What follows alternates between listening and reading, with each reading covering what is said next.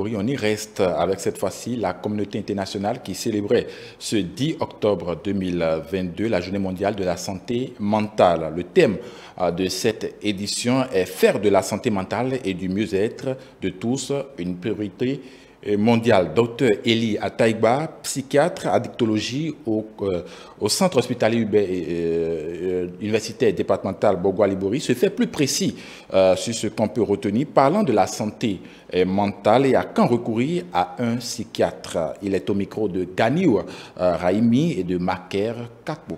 Lorsque on parle de la santé mentale, c'est aller voir si l'individu est suffisamment stable dans ses pensées, est suffisamment stable dans ses émotions et si l'individu est suffisamment stable dans le fonctionnement de sa personne. Donc, avant de dire qu'elle est en bonne santé, c'est qu'elle est stable sur ces plans-là, qui ne sont pas visibles, qui ne sont pas touchables, mais qui concernent ses pensées. Par exemple, lorsque vous êtes à l'hôpital, quelqu'un qui vient d'avoir un accident de la voie publique, qui s'est cassé l'os de la cuisse, il est couché.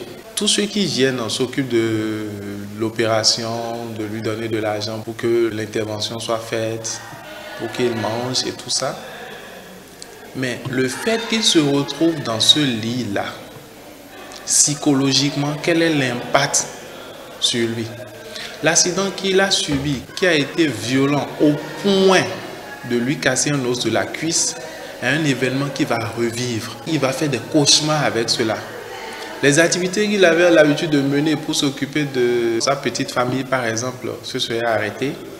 Et l'ensemble lui donnerait ce qu'on appelle communément des soucis. S'il n'y a pas le soutien nécessaire qu'il faut, sa santé mentale prendra un coup. Imaginez qu'il soit couché à l'hôpital tout seul et qu'on ne lui apporte rien du tout.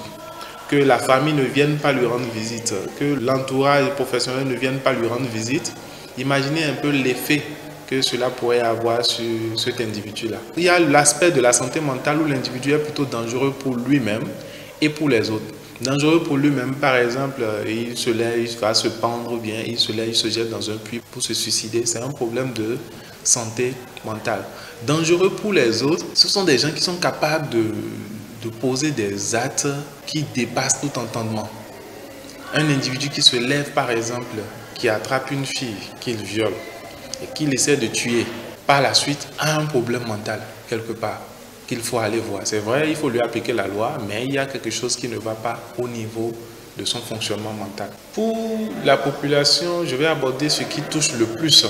Lorsque vous avez du mal à dormir, par exemple, bien, lorsque vous avez dormi et que le matin vous êtes fatigué comme si vous n'avez pas dormi, lorsqu'au cours de la journée, il y a une peur qui vous envahit, le cœur bat très fort, on se met à transpirer, les mains tremblent et tout.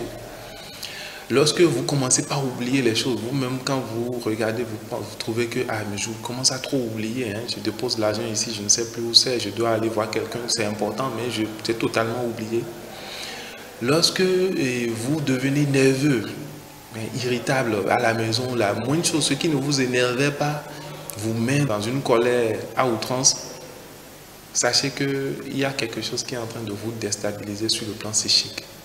Le premier élément d'alerte chez nous les Noirs, c'est le sommeil. Si votre sommeil est perturbé, pensez au psychiatre d'abord avant d'aller courir prendre de Valium. Si vous faites le tour, vous allez voir le nombre de personnes qui doivent prendre de diazépam, c'est comme ça qu'ils l'appellent, de diazépam chaque soir avant de dormir. Ce sont des gens qui ont un problème de santé mentale, qu'on invite bien à venir pour une consultation et puis on leur fera une prise en charge adéquate.